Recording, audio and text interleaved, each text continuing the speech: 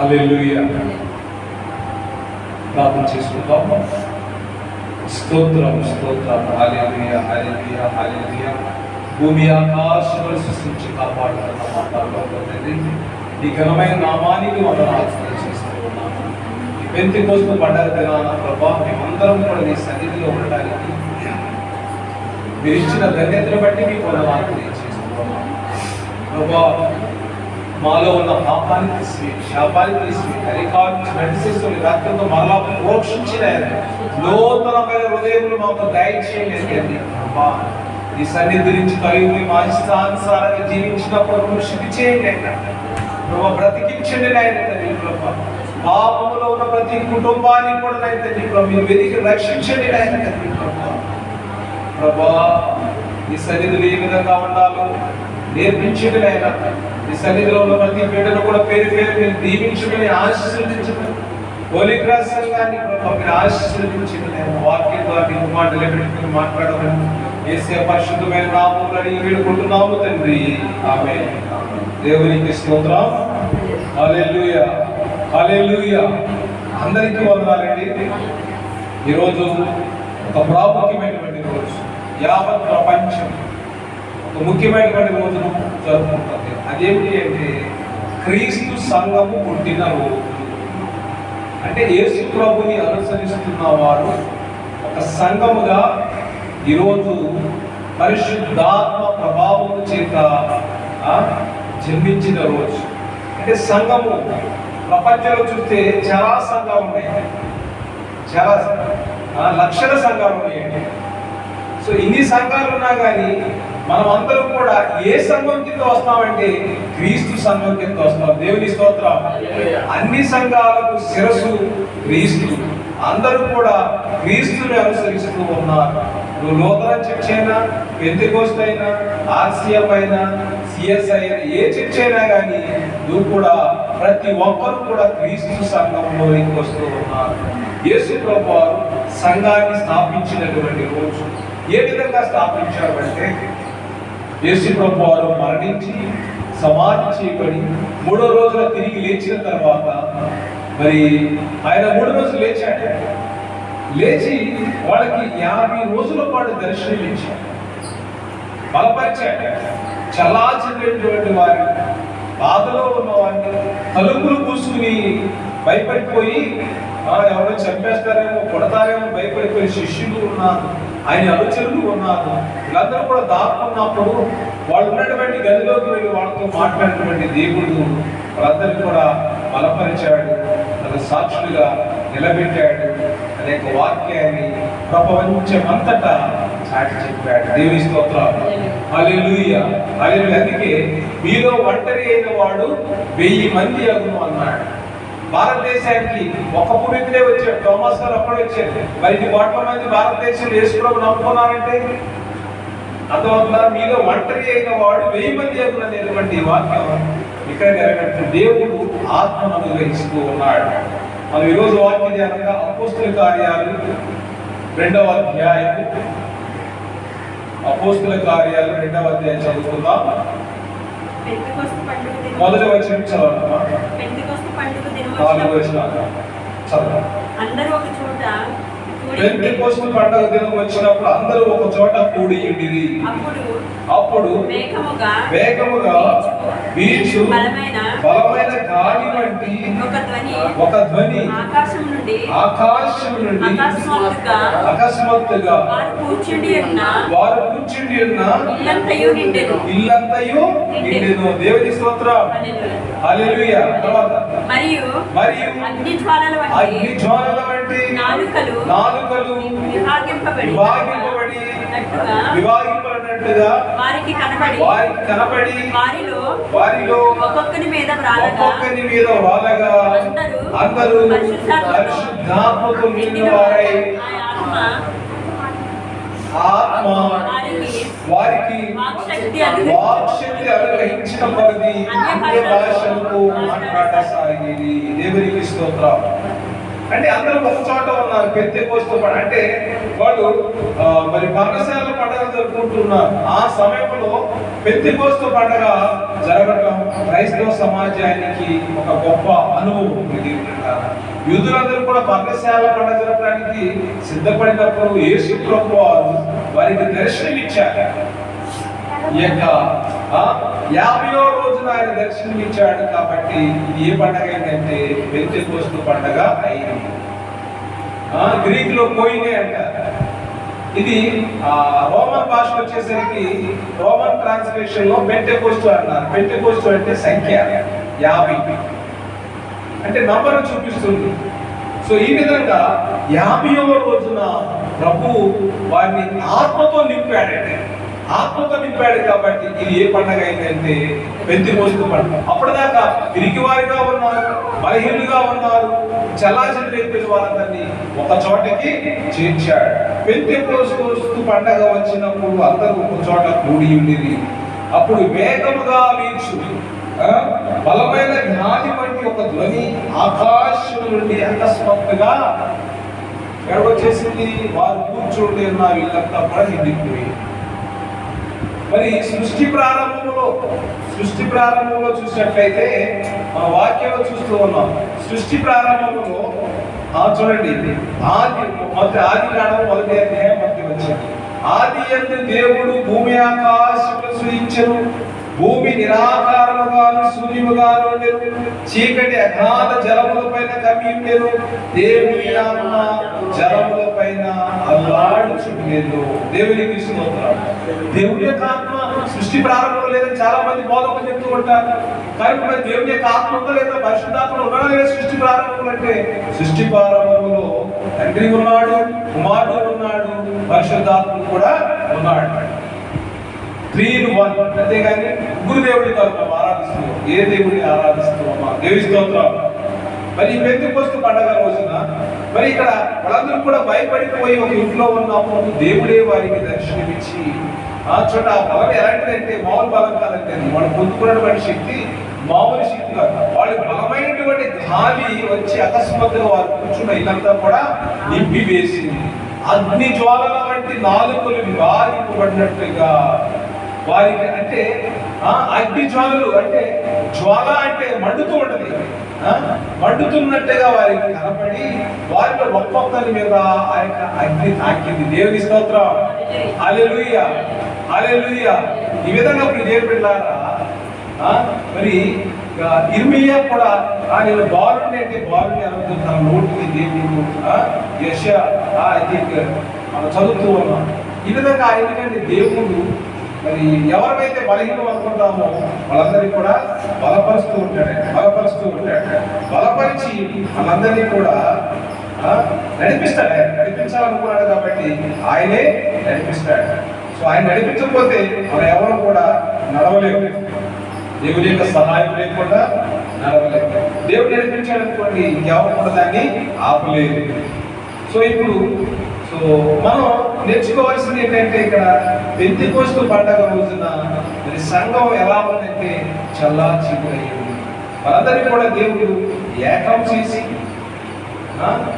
చేసి పంపిస్తూ ఉన్నాడు. సో మరి ఇర్మియా బాలుడనొద్దు అని చెప్పి మాటలు మరి దేవుడు ఆయనకి నేర్పించి ఆయన ఏమన్నా తెలుసా, ఎంత అధికారం ఇచ్చింది తెలుసా? చూడండి, ఇర్మియా గ్రంథము 1వ అధ్యాయం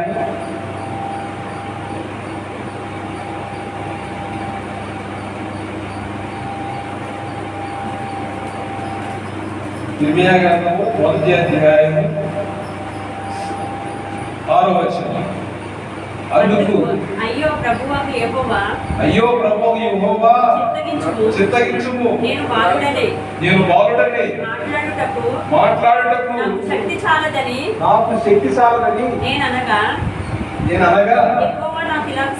యెహోవా నాకు ఇలాగు సెలవిచ్చెను. నేను బాలుడని అనవద్దు, నేను నిన్ను నిన్ను పంపువారి యొద్దకు నీవు పోవలెను, నీకు ఆజ్ఞాపించిన సంగతులన్నీ చెప్పవలెను. వారికి భయపడకుము, నిన్ను విడిపించుటకు నేను నీకు తోడై ఉన్నాను. ఇదే యెహోవా వాక్కు. దేవునికి స్తోత్రం. హల్లెలూయా, హల్లెలూయా. తర్వాత వాక్యం చూడండి, 9వ వాక్యం. అప్పుడు యెహోవా చెయ్యి చాపి నా నోరు ముట్టి నాకు సెలవిచ్చాను, ఇదిగో నేను నీ నోట నా మాటలు ఉంచి ఉన్నాను. ఈ మాట ఏంటండి? ఏ మాట వచ్చాడు? వెల్లగించడానికి, వినపడడానికి, నశింపజేయడానికి, పడదోయడానికి, కట్టడానికి, నాటడానికి ఏది అధికారం ఇచ్చాడు. అంటే నేను బాలుడే అన్నాడు. అయ్యో అలా అనొద్దు, నీ నోట నా మాటలు ఉంచి ఉన్నాను అన్నాడు. నేను బాలుడనే మాట్లాడకు నాకు శక్తి చాలదంటే నేను బాలుడు అనవద్దు, నేను నిన్ను పంపువారి యొద్దకు నువ్వు వెళ్ళాలి. యోనా పారిపోయాడు, ఇదే ప్రజలకి వెళ్ళమంటే యోనా పారిపోయాడు. కానీ మరి ఇర్మియా కూడా చాలా సందర్భాల్లో చిక్కబడ్డాడు, భయపడిపోయాడు, శ్రమలు అనుభవించాడు. అయినా దేవుని మాటకు లోబడి వెళ్ళాడు. దేవుడు పిల్లారా, మరి ఈ రోజున మనం ఇక్కడ వాక్యం చూస్తూ ఉన్నాం. దేవుని యొక్క ఆత్మ వచ్చి ఎట్లా అగ్ని జ్వాలల వంటి నాలుకలు, అగ్ని జ్వాలల వంటి నాలుకలు మరి అక్కడ ప్రత్యక్షం అవడం, వాళ్ళందరూ కూడా చూడడం, భయపడడం. ఆ పెంతెకోస్తు పండుగలో వారికి ఒక విచిత్రమైనటువంటి అనుభవం. అగ్ని జ్వాలల వంటి నాలుకలు విభాగింపబడినట్టుగా వారికి కనబడి వారిలో ఒక్కొక్కరి మీద రాగా అందరూ పరిశుద్ధాత్మతో నిండిన వారై ఆ ఆత్మ వారికి వాక్శక్తి అనుగ్రహించిన కొలది అన్య భాషలతో మాట్లాడేది. So we are not able to talk in one language అని మనం ఒక భాషలోనే మాట్లాడలేదు. తెలుగు భాష, అన్య భాష అంటే ఏంటి? తెలియని భాష. తెలుగు భాషలో ఏ విధంగా మాట్లాడగలము? దేవుడు బిడ్డలారా, ఒకసారి ఆలోచించుకోవాలి. దేవుడు నీకు తెలియని జనుల దగ్గర నీకు పంపిస్తూ ఉన్నాడు, నీకు తెలియని భాష మాట్లాడేలాగా చేస్తూ ఉన్నాడు. ఇది దేవుని యొక్క కృప. దేవుని కాదు, దేవుడు తను ప్రేమించే వారికి సమస్తము, దేవుని ప్రేమించే వారికి సమస్తం సమకూడి చదువుతున్న వారికి వాక్యం సెలవిస్తూ ఉన్నారు. ఈ రోజున ఆయన వారందరినీ ఎన్నుకున్నాడు కాబట్టి వాళ్ళందరూ కూడా పరిశుద్ధాత్మతో నిండుకున్న వారై వాక్శక్తి వారు అనుగ్రహించిన కొలది అన్ని భాషల్లో వారు మాట్లాడారు. చూడండి ఇక్కడ మరి అదే అధ్యాయము ఇంకా ముందుకు వచ్చినట్టు 38వ వచనం చూడండి. 37, 38 చదువుతున్నాం. వారు ఈ మాట విని హృదయంలో నొచ్చుకొని, సహోదరులారా మేమేమి చేతుమని పేతురును కడమ అపోస్తలులు అడగగా, పేతురు మీరు మారు మనసు పొంది పాప క్షమాపణ నిమిత్తము ప్రతి వాడు యేసుక్రీస్తు నామమున బాప్తిసం పొందుడి, అప్పుడు మీరు పరిశుద్ధాత్మను వరమును పొందుదురు. ఈ వాగ్దానం మీకును మీ పిల్లలకు మీ దూరస్తులందరికీ అనగా ప్రభువైన మన దేవుడు తన యొద్దకు పిలిచిన వారికి అందరికీ చెందనని వారితో చెప్పాడు. ఇంకను అనేక విధములైన మాటలతో సాక్ష్యం ఇచ్చి మీరు మూర్ఖులకు ఈ తరము వారికి వేరే రక్షణ పొందని వారిని సెలవించండి. పేతురు మాట్లాడుతున్నప్పుడు అక్కడ ఉన్నటువంటి ప్రజలు అడిగారు, అయ్యా మేము ఏం చేయాలంటే మారు మనసు పొందమన్నాడు, పాప క్షమాపణ పొందమన్నాడు, ప్రతి వాడు కూడా యేసుక్రీస్తు నామమున బాప్తిసం పొందమని ఈ పేతురు గారు పిలిపిస్తే ఒక్క రోజులో చూడండి అక్కడ 40వ వచనంలో ఇంకను అనేక విధమైన మాటలతో సాక్ష్యం ఇచ్చి మీరు మూర్ఖులకు ఈ తరపు వారికి వేరే రక్షణ పొందని వారిని హెచ్చరించాను. కాబట్టి వాక్యం అంగీకరించిన వారు బాప్తిస్మము పొందిరి. ఆ దినమందు ఇంచుమించు 3000 మంది చేర్చబడిరి. ఎక్కడ చేర్చబడ్డారు? సంఘములో చేర్చబడ్డారు. 3000 మంది ఎక్కడ చేర్చబడ్డారండి? సంఘంలో చేర్చబడ్డారు. దేవుని స్తోత్రం. ఈ రోజులో నేను చూస్తున్నాను ఆ భక్తి అంటే ఎలా ఉందంటే అవకాశానికి భక్తిగా ఉంది.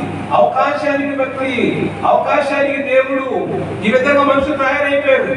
అంటే మనుషుల యొక్క సహజ గుణం ఏంటంటే వాళ్ళు ఆశించి పనిచేస్తారు. మనుషులు ఆశించి పనిచేస్తారు. కానీ ఇదే విధంగా ఇది మనుషులతో, అంటే మనుషులతో ఏ విధంగా డీల్ చేస్తారు, దేవుడితో కూడా అదే విధంగా డీల్ చేస్తున్నారు. So it is very dangerous. You cannot treat God and man alike. అంటే మనిషిని దేవుని కూడా ఒకే విధంగా నువ్వు చూసావా, నువ్వు ప్రమాదములో ఉన్నట్టే. ఎందుకంటే దేవుని స్థానం దేవుడికి, మనిషి స్థానం మనిషికి. కాబట్టి మనిషి కంటే ఉన్నతుడు దేవుడు. అంటే మనుషులు ఏ విధంగా మాయ చేసి ఉన్నారో దేవుడు కూడా ఆ విధంగా మాయ చేద్దామని చాలా మంది భ్రమలో ఉన్నారు. ఇది చాలా డేంజరస్ అండి. సో మనం ఈ విషయాన్ని సరి చేసుకోవాలి. పేతురు గారు ఏమన్నారు?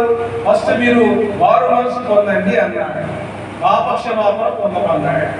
తర్వాత నజరేయుడైన యేసుక్రీస్తు నామములో బాప్తిసం. మారు మనసు లేకుండా, పాపక్షమాపణ లేకుండా బాప్తిసం పొందడం వ్యర్థము. ఎప్పుడైతే నువ్వు మారు మనసు పొంది, పాపక్షమాపణ పొంది బాప్తిసం పొందుతావు, అప్పుడు పరిశుద్ధాత్మ నీ మీదకి వస్తుంది. అంతేగాని నువ్వు నేను మరి బాప్తిసం పొందనయ్యానని వచ్చేసి ఇచ్చామనుకోండి, పొరపాటే. దీని మధ్య ఆ విషయాలు చాలా తొందరపడట్లేదు. ఎందుకంటే పూర్తిగా ఒక వ్యక్తి మారు మనసు పొందాడా అని టెస్టిఫై చేసిన తర్వాతే ఆ విషయాల్లో మనం బాప్తిసం ఇవ్వాలి. అంతేగాని ఇది మత మార్పిడి కాదు, ఇది జీవితం యొక్క మార్పిడి. నీ జీవితాన్ని నువ్వు మార్చుకోవడం. చాలా మంది అన్ని ఏమంటారంటే మత మార్పు ఎవరి కోసం చేయాలని, ఎందుకు చేయాలని మత మార్పు మనకి ఎందుకు వచ్చిందని అంటారు. నరకానికి వెళ్ళేవాళ్ళు నరకానికి వెళ్తారు, పరలోకానికి వెళ్ళే పరలోకానికి వెళ్తారు. మనమేదో వాళ్ళని ఏదో వాళ్ళ మతం మార్చామంటే ఎవరి మతం మార్చాల్సిన అవసరం, ఎవరి కులం మార్చాల్సిన అవసరం లేదు. కానీ భారతదేశం ఏంటంటే మతం మార్చున్న వాడి కులం మారుతుంది. విచిత్రం ఇది ఎక్కడ జరగదు. అది కూడా అమెరికాలో కొంతమందికే జరుగుతుంది, భారతదేశంలో. సో ఈ విధంగా అంటే చట్టాలు చేతిలో ఉన్నాయి కాబట్టి వాళ్ళు నచ్చింది చేసేసారు. అందరికీ వర్తించింది, కొంతమందికి ఎలా వర్తిస్తుంది? తప్పు కదా అది. కాబట్టి ఇది అన్యాయమే. నాకు తెలియదా? సుప్రీంకోర్టు ప్రధానమంత్రికి తెలియదా? అందరికీ ఏంటంటే తెలిసినా కానీ మూర్ఖుల్లాగా వ్యవహరిస్తున్నారు ఒక్కొక్కరు. అన్యాయంగా మనం ఒప్పుకోవాలి. అన్యాయం ఎక్కడ ఉందని సరిచేసే విధంగా సమాజంలో మార్పులు రావాలి, చట్టాలు రావాలి. అందరూ సమానత్వంలోకి వచ్చినప్పుడు భిన్నత్వంలో ఏకత్వం అంటారు. మరి సమానత్వం ఏది? భారతదేశంలో అనేక జాతుల వారు ఉన్నారు, మతాల వారు ఉన్నారు, కులాల వారు ఉన్నారు, భాషలు మాట్లాడే వాళ్ళు ఉన్నారు, ప్రాంతాల వారు ఉన్నారు. ఇంతమంది ఉన్నప్పుడు మరి ఈ భారతదేశంలో మరి ఏకత్వంలో భిన్నత్వం సమానత్వం ఉంటేనే కదా ఏకత్వంలో భిన్నత్వం వచ్చేది. సమానత్వం, ఈక్వాలిటీ. అందుకే సంఘాల్లో క్రీస్తునందు ఉన్న వారికి ఏ మతం లేదు, ఏ కులం లేదు, ఏ భేదము లేదు. స్త్రీ భేదం లేదు, పురుషుల భేదం. అన్ని సమాజాల్లో మనం చూస్తాం, అన్ని మతాల్లో చూస్తాం. స్త్రీ అనేది ఏంటంటే సబార్డినేట్ రోల్, లోబడి ఉండాల్సిందే అనేది ఒక విధానం. కానీ క్రైస్తవం వచ్చేసరికి బోతాలు ఈక్వల్. క్రైస్తవం ఒకటే చెప్పింది, ఇద్దరు సమానులే. ఈ విధంగా ప్రియదేవులారా, మరి ఈ పెంతెకోస్తు దినాన మరి దేవుడు వెక్కిరించబడడం, నువ్వు చేస్తున్నటువంటి కార్యాలు ఎలా ఉన్నాయో ఒకసారి ఆలోచించుకోవాలి. ప్రార్థన చేస్తున్నాం కానీ దాన్ని పొందినంతగా మనం ప్రార్థన జరిగించడం లేదు. వాక్యం ఏం చెప్తుంటే మనం బలహీనంగా ఉన్నామంట. చూడండి, రోమిలి రాసిన లేఖ 8వ అధ్యాయం 26వ వచనం. అటువలే ఆత్మయు మన బలహీనతను చూచి సహాయం చేయుచున్నాడు. ఏలయనగా మనము యుక్తముగా ఎలా ప్రార్థన చేయవలనో మనకు తెలియదు కానీ వచ్చినప్ప చెప్పులుగా మూలుగులతో ఆత్మ తానే మన పక్షముగా విజ్ఞాపన చేయుచున్నాడు. దేవునికి స్తోత్రం. ఎవరు విజ్ఞాపన చేస్తున్నారు? ఆత్మదేవుడు నీ పక్షాన విజ్ఞాపన చేస్తూ ఉన్నాడు. ఎందుకు చేస్తున్నాడంటే నువ్వు ఎలాగ ప్రార్థన చేయాలో నీకు తెలియదు, నువ్వు ఏమి మాట్లాడాలో తెలియదు. ఎప్పుడు కూడా దేవుని అడగడమే తెలుసు. వచ్చే సత్యముగా మూలుగులతో నువ్వు కొన్ని మాటలు పలకలేదు, కొన్ని అడగలేదు. వీటన్నిటి కూడా ఎవరికి సహాయం చేస్తున్నారంటే ఆత్మదేవుడు, పరిశుద్ధాత్మదేవుడు నీకు సహాయం చేస్తూ ఉన్నాడు.